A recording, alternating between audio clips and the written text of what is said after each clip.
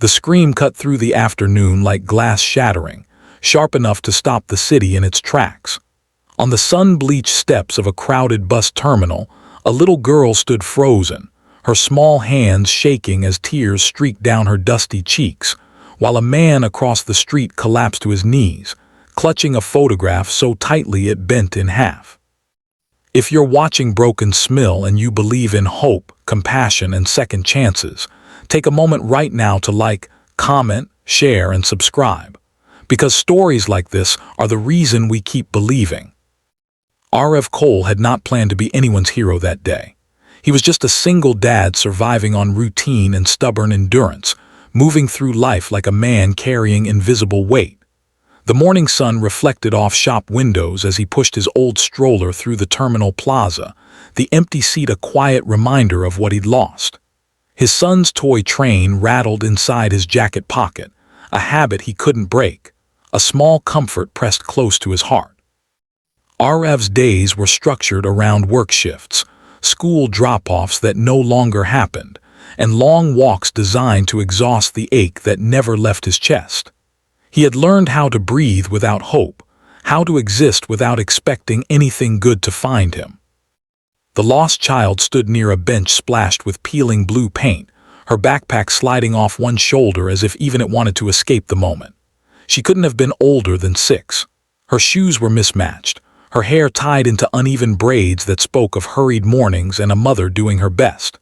People rushed past, daytime life buzzing with noise and movement, yet no one stopped long enough to see her terror.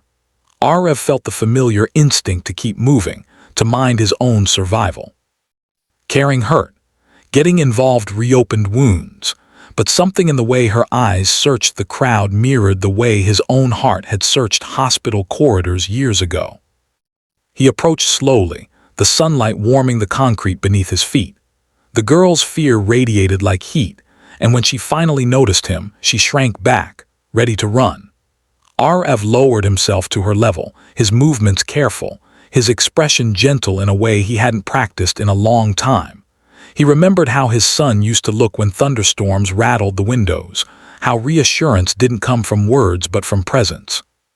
The terminal's loudspeaker crackled overhead, announcing arrivals and departures, each call a reminder that time was moving whether anyone was ready or not. The child's name was Myra. He learned through patience and small gestures. She had followed a pigeon too far, distracted by its clumsy flight, and when she turned back, her mother was gone. RF's chest tightened as he took in the simplicity of it. Loss didn't always come with drama. Sometimes it came with a bird and a moment of wonder. He guided her to the security office, passing through shafts of light that cut across the hall like hope trying to break through clouds.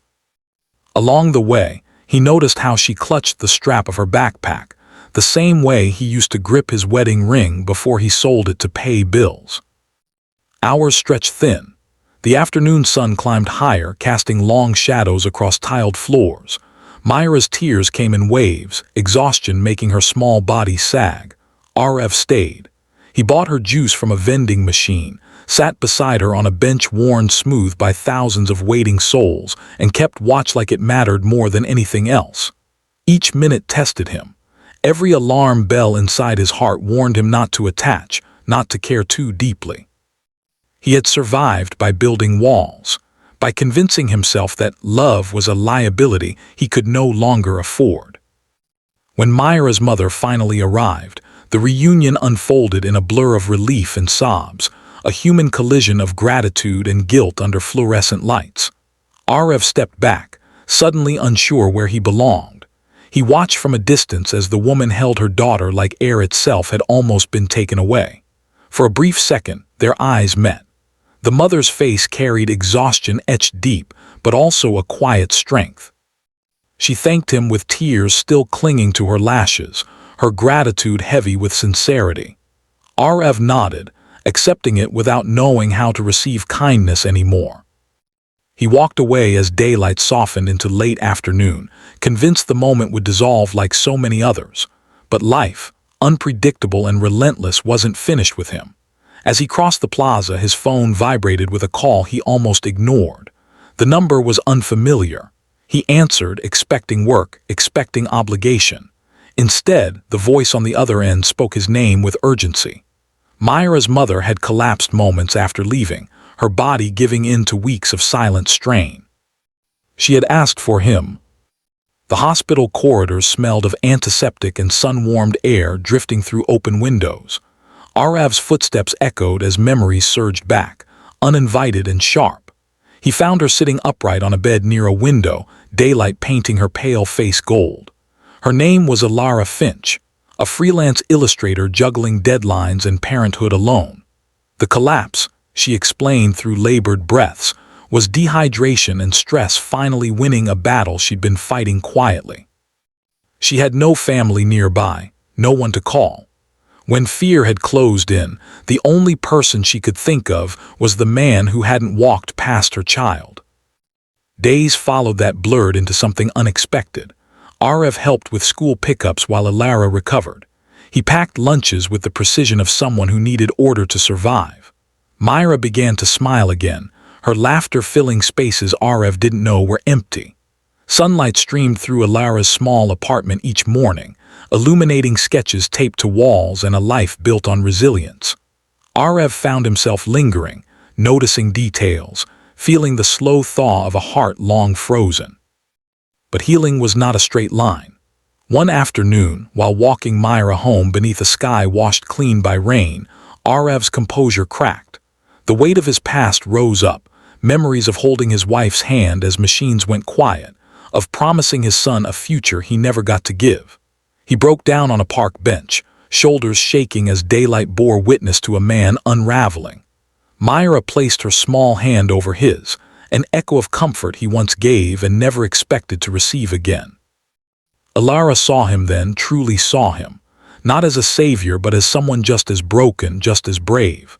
She listened without fixing, without minimizing, offering presence the same way he had. In that shared vulnerability, something shifted. Life tested Arav not by taking something away, but by offering him a choice: remain guarded or step forward into uncertainty again. As weeks passed, their routines intertwined naturally. There was no grand declaration, only mornings filled with quiet understanding and afternoons colored by hope. Arav realized his life had changed not in one dramatic moment, but through a series of small, compassionate decisions that led him back to himself. If this story has touched your heart so far, please support it on Broken Smill. Your love and encouragement help stories like this reach more souls who need them. Before we reach the final moments, take a second to comment below and share what part of this journey resonated with you the most. On a bright afternoon months later, Arav stood at the same bus terminal where it all began. The sun shone gently, not harsh anymore, as Myra ran ahead laughing, her fear long replaced by confidence. Alara walked beside him, her hand brushing his, a silent promise rather than a claim. Arav looked around, realizing the world hadn't changed, but he had. Compassion had reopened him. Hope had returned, not loudly but steadily, like daylight after a long night. Helping a lost child had led him back to love, to purpose, to a future he thought was gone forever.